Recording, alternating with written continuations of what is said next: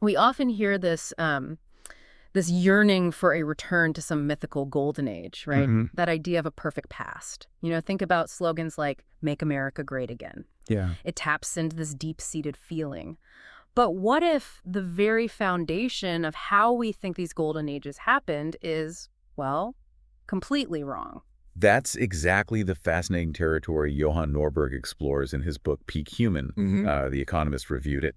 Okay. And he makes this really compelling case that the factors people often romanticize, like closing borders or prioritizing one group, are actually detrimental. They hurt societal flourishing. So the opposite of what you might think. Precisely. So our mission today is to kind of dive deep into Norberg's analysis, try and uncover the real drivers behind history's most prosperous periods. Okay. And you should prepare for some surprises because the common threads linking these civilizations over 3 millennia, they're remarkably consistent. 3 millennia, wow. And we're talking about a really broad sweep here, historically, geographically. Oh, definitely. Norberg looks at a whole range of civilizations. You've got ancient Athens, the vibrant Song dynasty in China, Right. the Abbasid Caliphate, which was incredibly intellectually fertile, Imperial Rome, and he even touches on aspects of the more recent Anglosphere. Okay, so a huge scope. Let's get to the heart of it then. What's this unexpected key? What unlocks a golden age, according to Norberg? Well, the core argument of Peak Human is pretty straightforward, actually. It's openness. Openness. Yeah, openness to trade, openness to diverse populations, different people, and this is crucial openness to new and even challenging ideas. It's basically the direct opposite of building those metaphorical walls, Yeah. or sometimes literal ones. That really does challenge a lot of sort of common beliefs, doesn't it? So where does he start? Where does Norberg begin to build this counterintuitive argument? He kicks off with the Song dynasty in China. That's 960 to 1279 AD, Yep. and it offers a particularly compelling early illustration. See, unlike many rulers before them, the Song emperors put a really significant emphasis on the rule of law. Right. They set up a meritocratic bureaucracy. Officials were selected through these tough examinations. Okay. Meritocracy. Makes sense. But here's a really striking detail. The first Song emperor, he actually brought in a policy of not executing officials who disagreed with him. Seriously. Not executing them. Yeah. Can you imagine that level of tolerance for dissent right within the government itself? That's pretty remarkable for the time, a government actually valuing different viewpoints, even critical ones, at the top. So how did this internal openness then, spread out? How did it affect society more broadly? Oh, it had a huge transformative effect. For instance, peasants were granted property rights. Property rights for peasants. Yes, and the freedom to move. They weren't just tied to the land anymore. Now, that might seem like a small change to us. Yeah. But it unleashed incredible productivity. Right. Agricultural output more than doubled. Doubled. Wow. Yeah. And that generated a surplus, which then supported the growth of these massive cities. I mean, huge urban centers. In the 1100s, their capital, Kaifeng, Taipei, right? it was reportedly 65 times the population of London at the time. 65 times London. That really puts it in perspective. Okay, so this freedom, the farming boom, it leads to these giant cities. I bet that kind of density just sparked even more innovation. Exactly. That's what Norberg highlights. These packed cities became these vibrant hubs, exchanging ideas, goods, services. It all happened there. Right. Domestically, they invested heavily in canals, which made internal trade way easier. Okay. And they weren't just looking inward either. International trade flourished. They even adopted paper money. Paper money, way back then. Centuries before it showed up in Europe, the government actually recognized and used the innovation. Paper money. I mean, talk about a way to grease the wheels of commerce. It sounds like the Song dynasty was a real hotbed of ingenuity. It truly was. You had artisans developing advanced industrial techniques, like using coal for smelting iron. Okay. And get this, in the 1040s, they invented movable type. Movable type, like printing. Yeah. Which, dramatically cut the cost of books. There was even some philosopher at the time who worried. Worried about cheap books. Yeah. Worried that because information was so easy to get, people would stop memorizing the classics. Some things never change, huh? Right. So by 1200, Song China had the world's richest economy. They had a powerful merchant navy ready for exploration. And this whole culture of innovation, Norberg argues it held the potential for an industrial revolution way ahead of Europe. An early industrial revolution. Yeah. And this explosion of accessible information driven by the openness to new tech and wider literacy, That's a recurring theme. It's not just the invention, it's the societal openness that lets it spread and, have a real impact. Okay, so things were looking incredibly promising for the song. What happened? What changed? Well, external factors definitely played a part. The Mongol invasions were obviously huge. Right, the Mongols. And while the Mongol dynasty that followed did preserve some of the song's tech advances, the real shift, the big change, came with the rise of the Ming emperors in 1368. The Ming Dynasty. Yeah. They basically ushered in this period of significant self-imposed isolation. Isolation. After all that openness, that seems like a complete U-turn. It was a dramatic shift, absolutely. Free movement within China restricted. Yeah. Forced labor started replacing free exchange. Foreign trade became punishable by death. They even banned the building of large ocean-going ships. Banned big ships. Wow. And get this, in this misguided attempt to revive some perceived past glory, a Ming emperor brought back fashions from 500 years earlier. Okay. Fashion police. Worse, with incredibly harsh punishments, including castration What? for men and their barbers who didn't stick to the prescribed hairstyles. Not castration for a haircut. That's a pretty stark illustration of a society turning inward. Okay, so what were the consequences of all these policies? Closing borders, bad haircuts. The impact was devastating. Largely because of these, reactionary measures, Chinese incomes actually fell by half between 1080 and 1400. Fell by half. Yeah.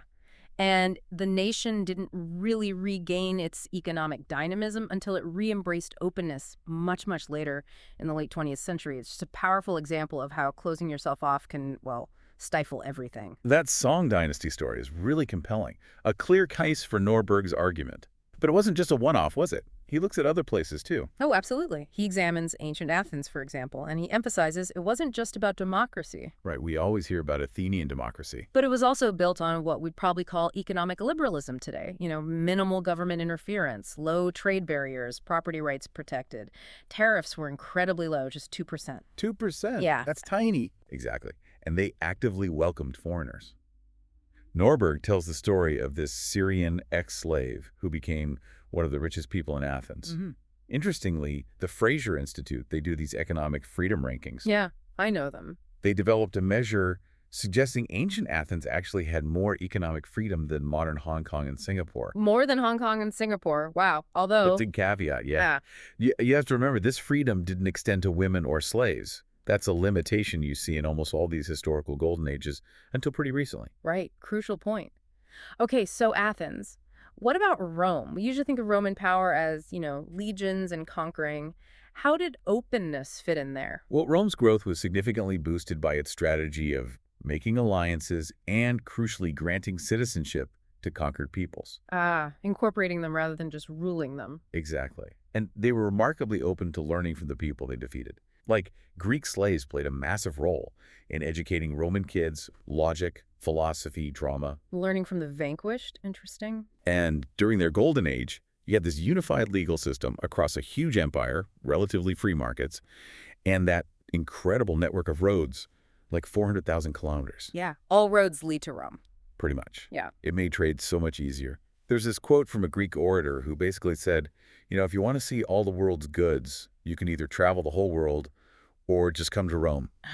So Rome was the central hub for everything. Exactly. Again, it's that theme of openness, people, goods, ideas, and the infrastructure to make it all connect. Were there specific economic policies that helped drive this growth in Rome? Yeah, Norberg points to Emperor Augustus. He brought in some interesting tax policies, a flat poll tax, a modest wealth tax. Okay. But the key thing, he set the marginal tax rate on extra income to 0. 0 marginal rate. So anything extra you earned, you kept. Exactly. No tax on the additional effort, which creates this powerful incentive, right, to produce more, innovate, trade, because you keep all the reward from that extra work. Yeah, you can see how that would work.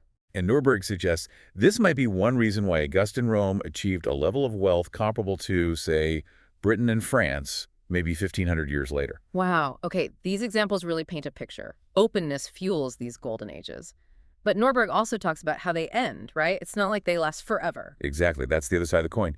He contrasts the rise through openness with the decline. And a recurring factor, closing off. suppressing dissenting voices.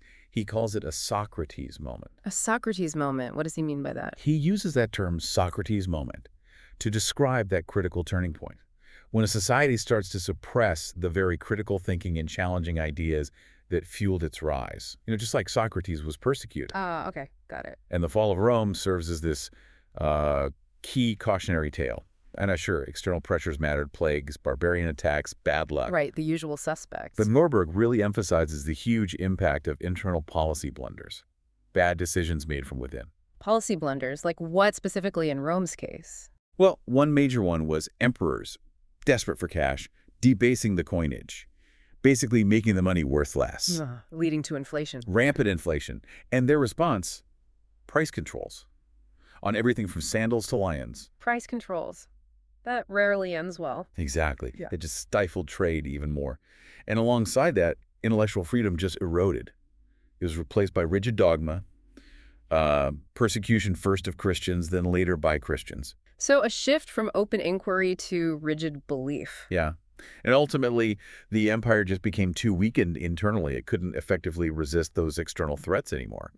And while some revisionist historians argue the Dark Ages weren't quite as dark as we think. Right, I've heard that view. Norberg points to archaeological evidence, like a sharp drop in the number of cargo shipwrecks found from that period, which suggests, a pretty significant social regression, a big decline in trade and complex activity compared to the Roman era. So it wasn't just bad luck or invaders knocking at the gate.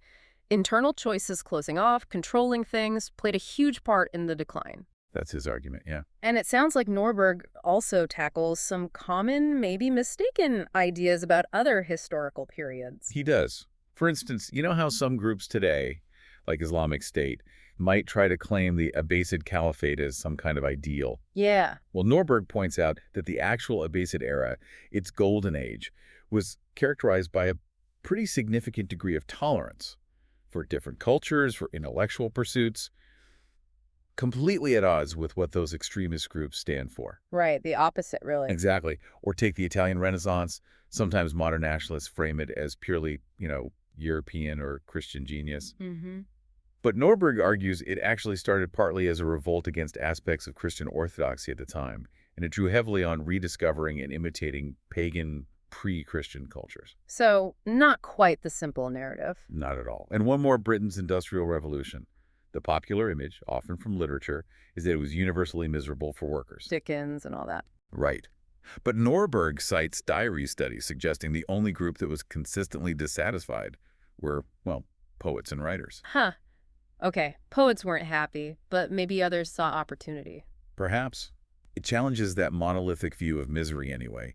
He's really pushing back against these simplified, often nationalistic narratives we get fed about history. It certainly seems like it. And he connects all this history to now. Absolutely. He brings this whole historical perspective right up to the present day. And he argues that, in many ways, we are currently living in the greatest golden age in history. The greatest. Now. Yeah. He calculates that half of all the progress in human living standards over the past 10,000 years has happened just since 1990. Since 1990. Wow. Why then? Largely due to the wave of globalization that followed the collapse of the Soviet Union, that opening up of trade and exchange. Okay. And thinking more recently, what about, say, the Anglosphere? Britain in the 18th, 19th centuries. Does that fit? It does align pretty well with his thesis. Britain's embrace of free trade back then, its relatively open immigration policies, the flourishing of intellectual societies, debate. Right, the Royal Society, all that. Exactly. And conversely, the periods of more protectionism in the 20th century often coincided with economic difficulties. So the pattern holds, he argues. That's a really powerful statement about the present. But the book's title, Peak Human, it kind of suggests this current golden age might be, fragile, or that we're at the peak and about to fall. That's the crucial point, isn't it? That's the warning. Norberg highlights the current retreat from openness that we're seeing around the world. Yeah, you definitely see signs of that. The looming threat of multilateral trade wars, an increasing suppression of free inquiry in many places. He draws this direct parallel between the end of past golden ages like Rome and the potential dangers facing us now. Yeah. It's that combination again, maybe some bad luck, unforeseen events, but also poor leadership. And this tendency towards self-imposed isolation, silencing rational voices. The Socrates moment again. Exactly. Now, it's worth remembering, Peak Human was written before some of the very latest political shifts. Okay. But his underlying arguments about the fragility of progress, about the dangers of closing off, they remain incredibly relevant, maybe even more so now. So what's his final message then? Are we doomed to repeat the pattern? He concludes with a really powerful thought. He says, failure is not a fate, but a choice. Failure is not a fate, but a choice. His point is that this era of globalization, this current golden age, it can still be preserved. It's not inevitable that it ends, but it depends on the choices we make specifically, choosing to embrace openness rather than retreating from it. Okay. So if we boil it all down, the core insight from Norberg from this whole historical sweep is basically golden ages aren't built by putting up walls and being protectionist. Right. They're built on this vibrant exchange, goods, people, and maybe most importantly, ideas. Exactly. And when societies turn inward, when they stifle that exchange, Mm-hmm. decline often follows. That seems to be the historical pattern. We set out on this deep dive wanting to understand the real drivers behind these prosperous periods in history. And Norberg, looking across these diverse civilizations, these 3 millennia, gives a pretty compelling answer. Openness. It's a perspective that really challenges those simple ideas about a glorious past achieved through, keeping people out. It definitely does. It certainly does. And it really makes you think, doesn't it, about the implications of this pattern for right now. What choices are societies making today about openness? And what might the long-term consequences be based on these lessons? It's a powerful lens, really, to look at our current world and ask, are we heading in a direction that history suggests leads to flourishing? Or somewhere else?